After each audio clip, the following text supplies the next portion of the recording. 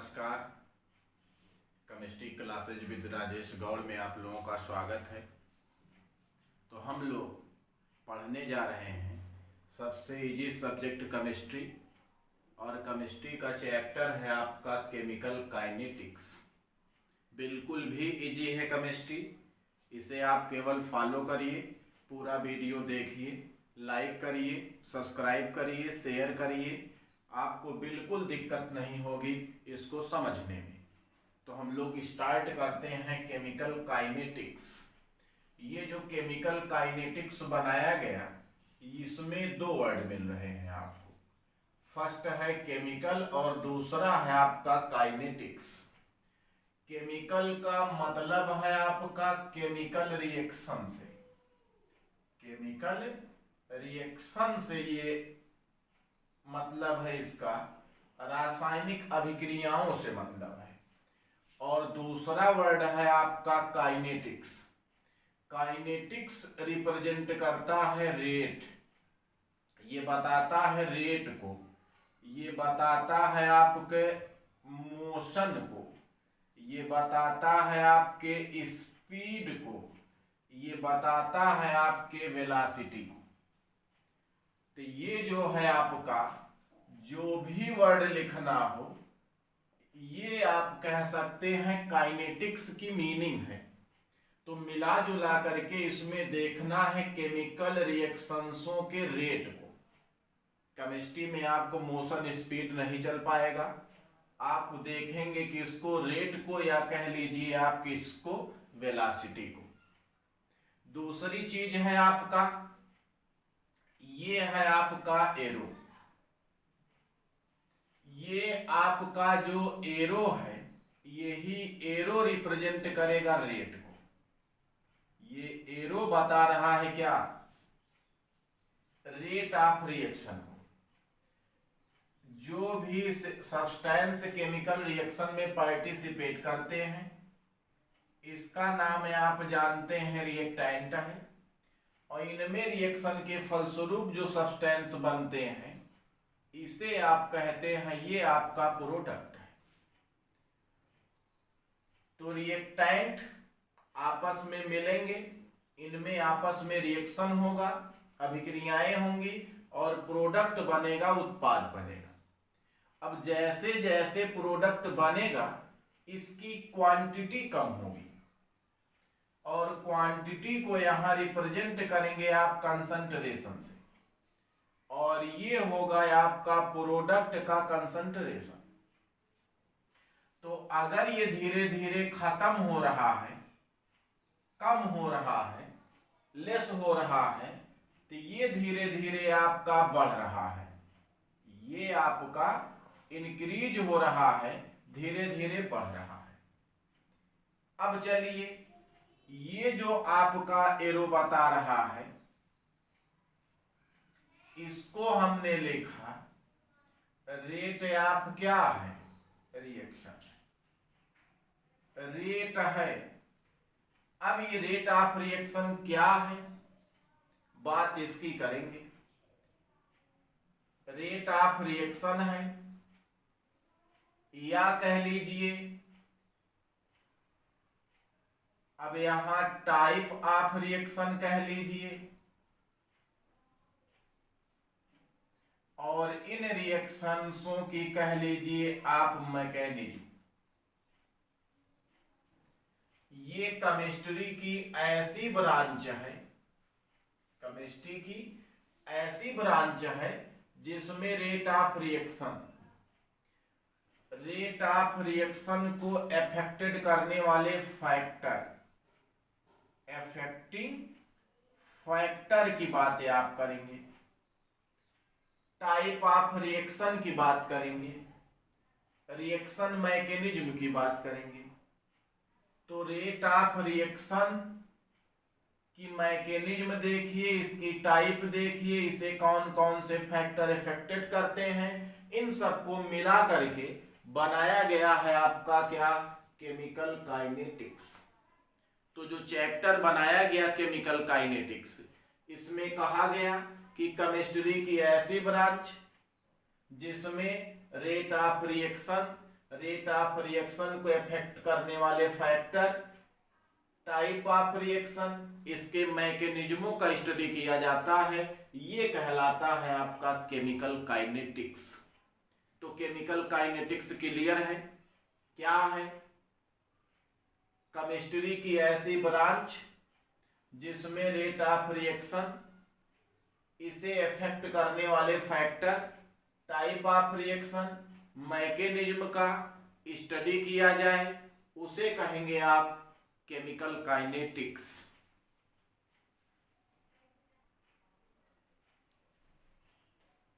तो हमने देख रहे हैं हम केमिकल काइनेटिक्स की डिफिनीशन। हमने बताया ये है आपकी फिजिकल केमिस्ट्री। तो फिजिकल केमिस्ट्री की ऐसी ब्रांच है, the branch of physical chemistry कह सकते हैं आप।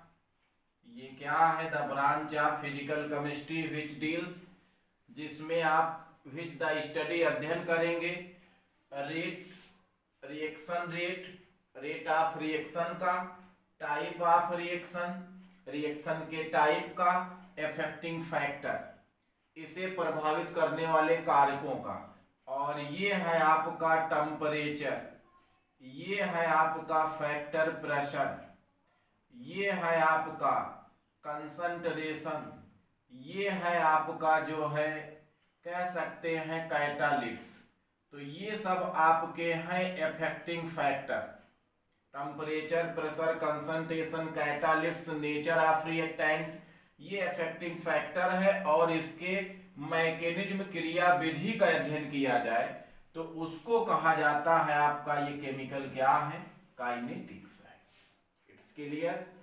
फिजिकल केमिस्ट्री की ऐसी ब्रांच जिसके अंतर्गत rate of reaction, rate of reaction का टाइप कह लीजिए या रिएक्शन का टाइप कह लीजिए, affecting factor, temperature, pressure, concentration, catalytics, और इनके मैकेनिज्म, क्रिया विधियों का अध्ययन किया जाए, उसे केमिकल काइनेटिक्स कहा जाता है। तो इस पूरे चैप्टर में जो है केवल और केवल बात होगी आपकी रेट ऑफ रिएक्शन की, रासायनिक अभिक्रिया के वेग का अध्ययन होगा, वेलोसिटी के बारे में बात किया जाएगा, रेट के बारे में जिक्र किया जाएगा। रेट क्या है, इसे कैसे ये फैक्टर इफेक्टेड करेंगे, इन सब का जिक्र किया जाता है केमिकल काइनेटिक्स में। तो बात करते हैं हम केमिकल काइनेटिक्स की। ये थी definition.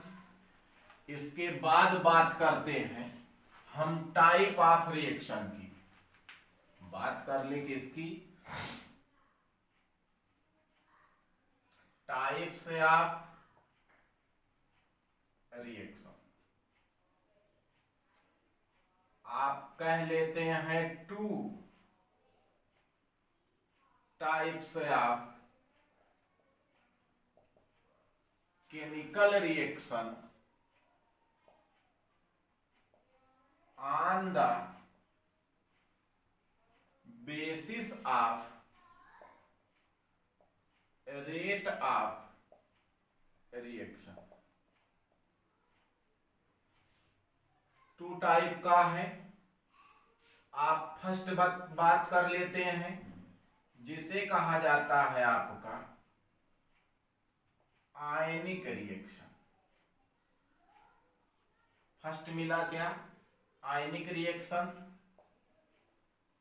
Reaction between ions called ionic reaction. तो अगर जो है आयनों के मध्य हो रिएक्शन, तो उससे आप कहेंगे आयनिक रिएक्शन। ये जो आपका आयनिक रिएक्शन है, जैसे हम बात कर लेते हैं Na+, सीधे लिख लीजिए आप NaCl AgNO3 equal minus plus anti चार्जों में अट्रैक्शन, Ag+Cl- से रिएक्ट करके बनाएगा AgCl, और प्लस Na+ और NO3 माइनस, तो बन गया आपका NaNO3। अब देखिए ये जो आयंस हैं अगर इनके बीच रिएक्शंस हो रहा है तो ये काफी तेजी से होता है, ये जो है काफी तेजी से होता है, इसे हम लेबोरेटरी में ज्ञात नहीं कर सकते हैं, इतना फास्ट होता है। और इसे कंप्लीट होने के लिए जो है 10⁻⁻6 कह लीजिए से लेकर के 10⁻⁻10 सेकेंड में ये कंप्लीट हो जाता है, इतने में ये जो है ये कंप्लीट हो जाता है। इसलिए इसका एक नाम और रखा गया, बहुत तेज होता है इसलिए इसे कहा गया, ये है आपका फास्ट रिएक्शन। तो ये आपका हुआ फास्ट रिएक्शन। कुछ रिएक्शन है सेकेंड है आपका, नाम है आपका सोलो रिएक्शन। नाम क्या है? Solo reaction. सोलो रिएक्शन में क्या है कि ये ऐसे रिएक्शंस हैं जो बहुत स्लो होगा, इसे पूरा होने में काफी समय लगेगा। जैसे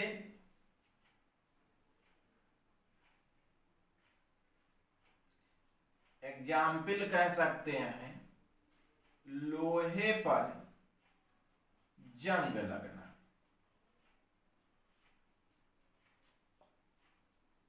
रस्टिंग ऑफ आयरन। तो ये है आपका लोहे पर जंग लगना, ये तुरंत नहीं लगता, लोहे पर जंग लगने में काफी समय लग जाता है, तो इसे कह दिया गया है आपका स्लो रिएक्शन।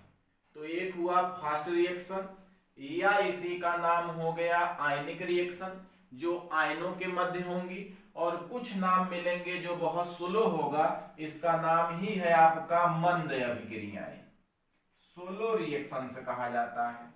इसे कहा जाता है तीव्र अभिक्रिया या आयनिक अभिक्रिया। अब ये केमिकल जो काइनेटिक्स बनाया गया ये बताता है जो रिएक्शंस बहुत तेज होते हैं उसका तो हम अध्ययन नहीं कर सकते लेबोरेटरी में, जो बहुत स्लो हो रहा है उसके बारे में भी नहीं बात करता है, ये बात करता है मिडिल की, जो आपका मिडिल ना तो बहुत तेज ना तो बहुत स्लो, और मिडिल में होने वाले रिएक्शन का नाम लिखा गया है आपका मॉलिक्यूलर रिएक्शन। तो ये हुआ है आपका मॉलिक्यूलर रिएक्शन, या जिसे कहा जाता है आणविक अभिक्रिया। तो बात करते हैं हम आणविक अभिक्रियाओं की।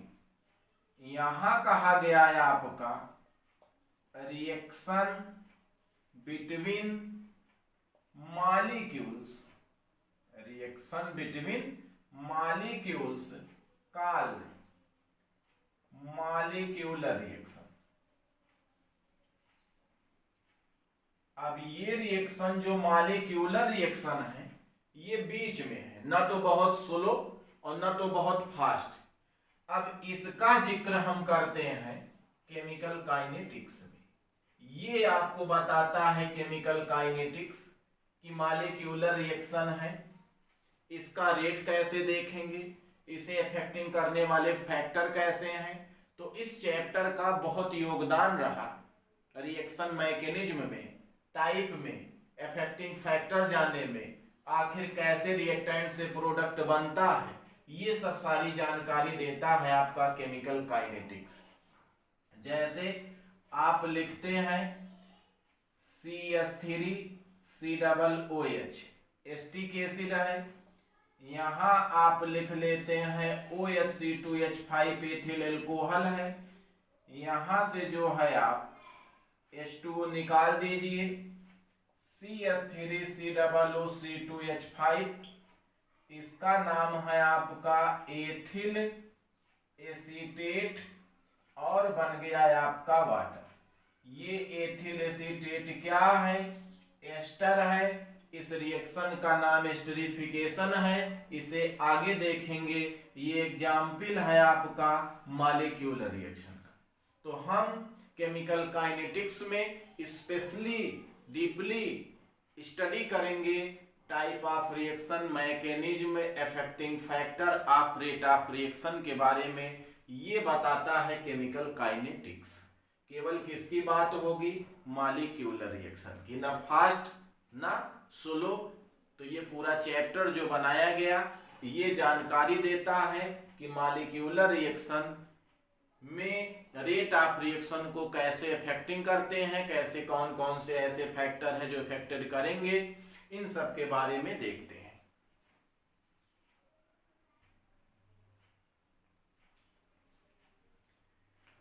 तो बात करते हैं हम लोग रेट ऑफ रिएक्शन की। मोस्ट इंपॉर्टेंट है ये आपका रेट ऑफ रिएक्शन।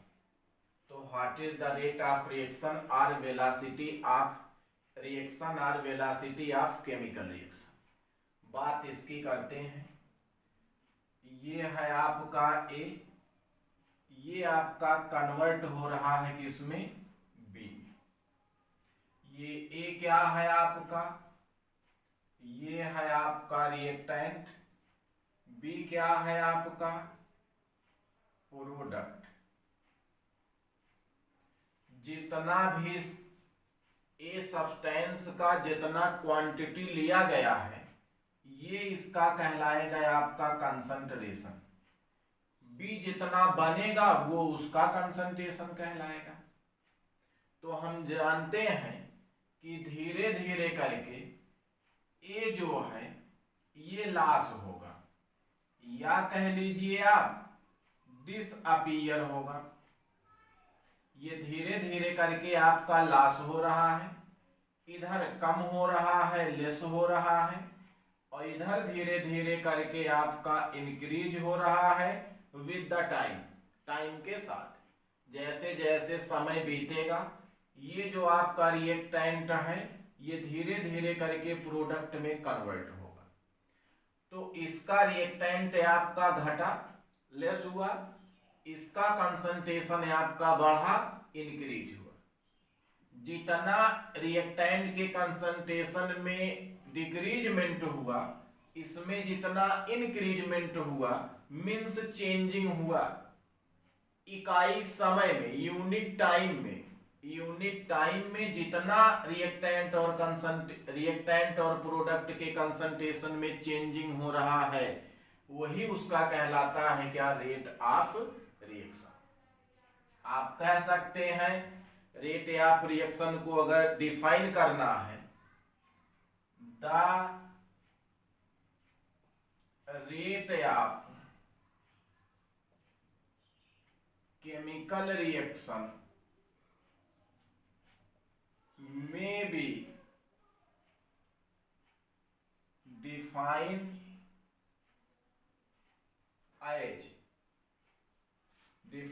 as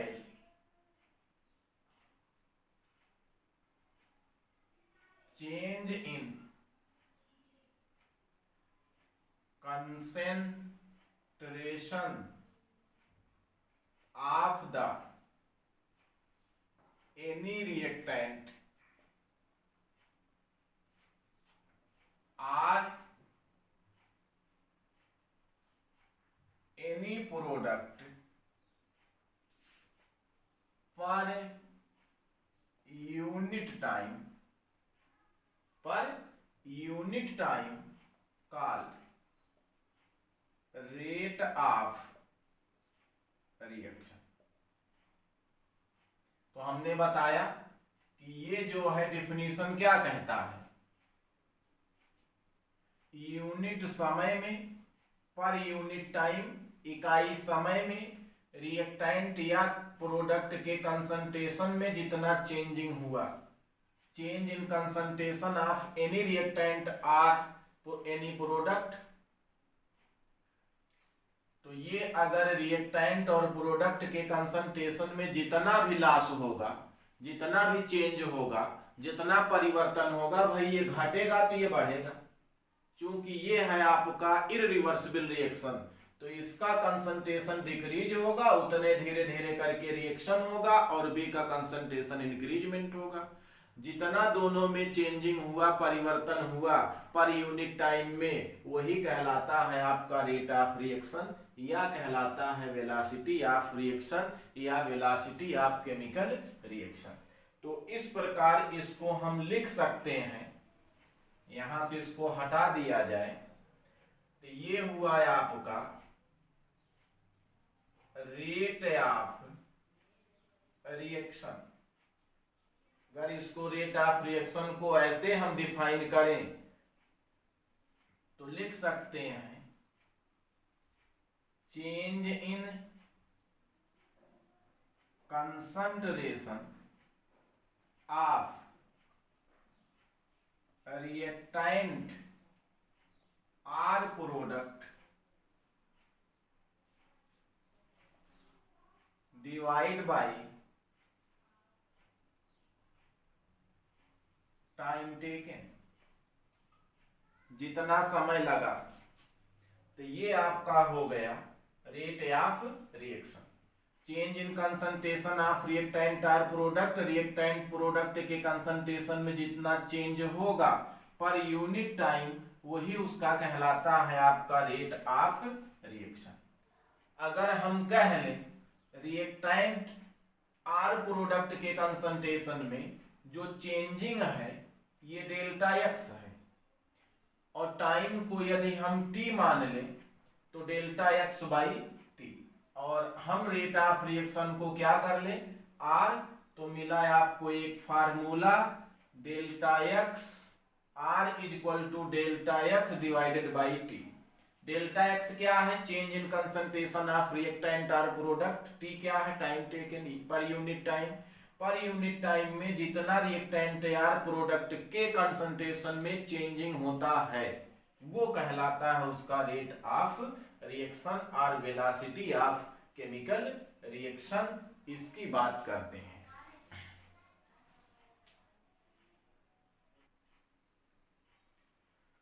तो यदि हम रेट ऑफ रिएक्शन को इस प्रकार डिफाइन करें, जैसे ए है आपका रिएक्टेंट, ये धीरे धीरे करके कन्वर्ट हो रहा है आपका प्रोडक्ट में। ए मान ले इनिशियल कंसंट्रेशन ऑफ रिएक्टेंट, क्या है initial concentration of reactant, product अभी कुछ नहीं बना है क्योंकि T इक्वल टू 0 है। अब चलिए हम यहां कर लेते हैं after T second, T second के बाद की बात करते हैं। तो यहां से x मोल रिएक्ट करके कन्वर्ट हो गया प्रोडक्ट में, तो अगर x मोल बना है तो इसमें से आप x माइनस कर देंगे, बचा हुआ मोल हुआ a माइनस एक्स। वैसे ही है जैसे शुरुआत में आपके पास 5 रुपए थे तो आपने 2 रुपए खर्च कर दिए, तो 5 माइनस 3 हो गया, यही है आपका a और 3 है क्या है आपका x। इस प्रकार ये हम समझ सकते हैं। अब चलिए यहां लिख लेते हैं हम according to law of mass action. According to law of mass action क्या कहता है कि rate of reaction dx by dt ये डायरेक्टली प्रोपोर्शनल होता है रिएक्टेंट के कंसंट्रेशन के। जो रेट ऑफ रिएक्शन है ये रिएक्टेंट के कंसंट्रेशन के डायरेक्टली प्रोपोर्शनल होता है according to law of mass action के। इसे बराबर कर लीजिए, आप इक्वल कर लीजिए dx by dt is equal to k a minus X. k is equal to velocity constant, k क्या है वेलोसिटी कांस्टेंट है। अब बात करते हैं आप dx by dt is equal to K. ये आपका के कब आएगा? If a minus X is equal to 1 or unit. अगर इसे हम a माइनस एक्स को यूनिट मान लें, इकाई मान लिया जाए, तो आपका dx by D T equal to किसके आ गया? के। ये क्या है? Rate of reaction. ये क्या है? Velocity constant. तो यहां पर आप लिख सकते हैं definition, at the constant temperature, constant temperature पर, नियत ताप पर, at the constant temperature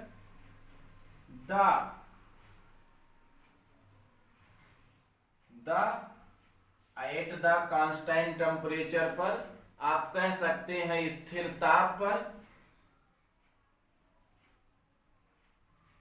on the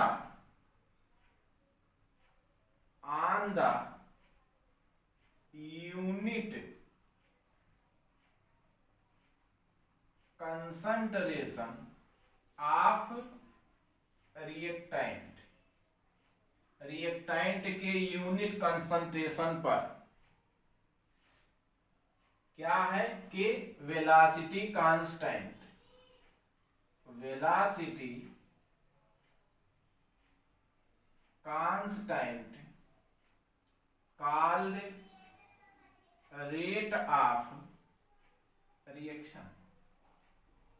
तो ये आपको मिलती है दूसरी डेफिनेशन। यदि हम रिएक्टेंट के कंसंट्रेशन को यूनिट मान लें, इकाई आणविक सांद्रण पर, अभिकारक के इकाई आणविक सांद्रण पर, रिएक्टेंट के यूनिट कंसंट्रेशन पर, रेट ऑफ रिएक्शन, अभिक्रिया का वेग, वेलोसिटी कांस्टेंट, वेग स्थिरांक के बराबर होता है। तो कहा गया स्थिर ताप पर, एट कांस्टेंट टेम्परेचर, अभिकारक पदार्थ के इकाई आणविक सांद्रण पर होने वाला अभिक्रिया का वेग स्थिरांक ही कहलाता है अभिक्रिया का वेग। वेग स्थिरांक, वेलोसिटी कांस्टेंट ही क्या है? रेट ऑफ रिएक्शन, अभिक्रिया का वेग। लेकिन कब? जब रिएक्टेंट के कंसंट्रेशन को क्या मान लिया जाए? इकाई मान लिया जाए। तो स्थिर ताप पर अभिकारक पदार्थ के इकाई आणविक सांद्रण पर होने वाले अभिक्रियक वेग स्थिरांक को ही अभिक्रिया का वेग कहते हैं। At the constant temperature on the unit concentration of reactant, velocity constant called rate of reaction. ये है आपका क्या? Rate of reaction. दूसरे शब्दों में भाई, अगर इसी को यूनिट मान लिया जाए तो जो वेलोसिटी कांस्टेंट है वही किस में बदल जाएगा? रेट ऑफ रिएक्शन में बदल जाता है। इसके बाद हम लोग बात करते हैं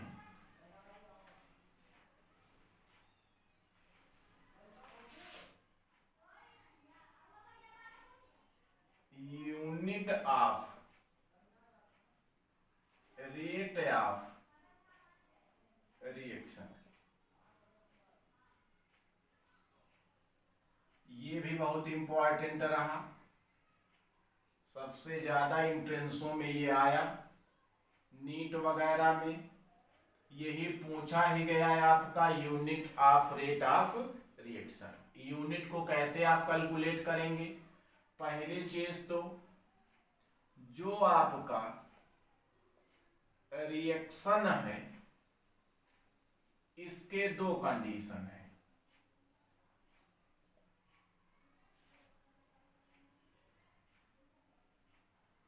पहली चीज,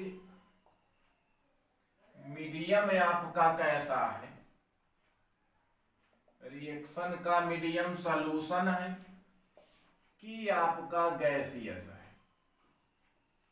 गैसीय अवस्था में है कि विलयन है, सॉल्यूशन है? तो यही हम सॉल्यूशन की बात करेंगे, गैसियस की बात करेंगे। हमने लिखा है R is equal to delta X by आपका टी। ये एक्स क्या है? कंसंट्रेशन। टी क्या है? टाइम। तो आपका कंसंट्रेशन की यूनिट लिखी जाती है मोल पर लीटर, मोल पर litre divided by time. Time को आप सेकेंड भी लिख सकते हैं, मिनट भी लिख सकते हैं, आवर भी लिख सकते हैं, कुछ भी लिख सकते हैं इसमें। तो इसकी यूनिट हो जाती है मोल पर लीटर। सेकेंड ऊपर ले लीजिए, पर सेकेंड साइड में कर दीजिए मोल पर लीटर पर सेकेंड। ये हो गया है आपका यूनिट किसका? आर का। आर क्या है? Rate of reaction. Most important है आपका। रेट ऑफ रिएक्शन की यूनिट क्या है? मोल पर लीटर पर सेकेंड। कभी कभी इसे मोल पर लीटर पर सेकेंड है, इसको आपको कह देगा कंसंट्रेशन सेकेंड इनवर्स। तो ये भी है, देख सकते हैं कंसंट्रेशन टाइम ऊपर चला गया। यस को टाइम भी आप कह सकते हो, ये टाइम भी लिखा जाता है, सेकेंड, मिनट, घंटा, ईयर कुछ भी लिख सकते हैं आप। तो इससे नहीं मतलब है, इस पे डिपेंड नहीं करता है। मोल पर लीटर पर second per hour per year जो भी आप लिखना चाहें। यदि रिएक्शन आपका सॉल्यूशन स्टेट में है तो मीडियम कैसा होना चाहिए? सॉल्यूशन। अगर गैसियस है तो इस सॉल्यूशन के लिए आप कंसंट्रेशन यूज करते हैं, और इसमें आप यूज करते हैं आपका एटमॉस्फेयर डिवाइडेड बाय टाइम। तो आप इसको कह लेंगे एटमॉस्फेयर टाइम इनवर्स, या एटमॉस्फेयर टाइम को आप लिख सकते हो सेकेंड इनवर्स। ये हुआ आपका गैसियस स्टेट में यूनिट। एटमॉस्फेयर है, इसे बार भी लिखा जाता है, इसे आपका पास्कल भी लिखा जाता है, लेकिन हम बात इसकी नहीं करते हैं। केवल ज्यादा क्या मिल रहा हमें? एटमॉस्फेयर। तो unit of rate of reaction दो हुआ। गैसियस स्टेट में आपको मिल रहा है क्या? एटमॉस्फेयर सेकेंड इनवर्स, और अगर सॉल्यूशन है तो मोल पर लीटर पर सेकेंड। ये हो रहा है आपका यूनिट। चाहे आप सेकेंड करिए, मिनट करिए, आवर करिए। तो हमने देखा ये सबसे इजी है केमिस्ट्री, बस आप केवल इसे देखते जाइए, पूरा वीडियो देखिए आप, और लिख लिख करके इसको पढ़िए। सबसे बेहद इजी सब्जेक्ट है आपका केमिस्ट्री है। टोटल स्टेप बाय स्टेप हम कंप्लीट करेंगे। जितने इंट्रेंसों में आए हुए क्वेश्चन है उसको भी पुटअप करेंगे। यहाँ से इंट्रेंस के लिए एक क्वेश्चन मिलता है यूनिट ऑफ रिएक्शन। ये आपका इम्पोर्टेंट है फॉर ऑल इंट्रेंस एग्जामिनेशन। तो ये जो है इंट्रेंस के लिए इम्पोर्टेंट है, इसको आप देखिए।